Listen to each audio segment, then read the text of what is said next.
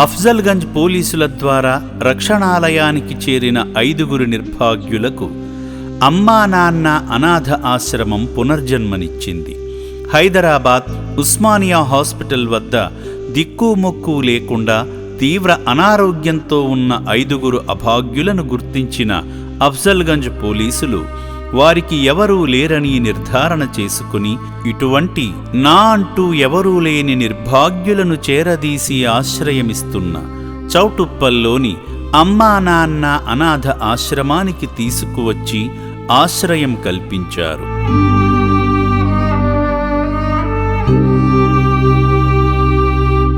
నడవలేని స్థితిలో ఉన్న అభాగ్యులను ఆశ్రమ సిబ్బంది వీల్చైర్ల సహాయంతో రక్షణాలయంలోకి తీసుకువెళ్లి బీపీ, హార్ట్ బీట్ వంటి ప్రాథమిక ఆరోగ్య పరీక్షలు చేశారు.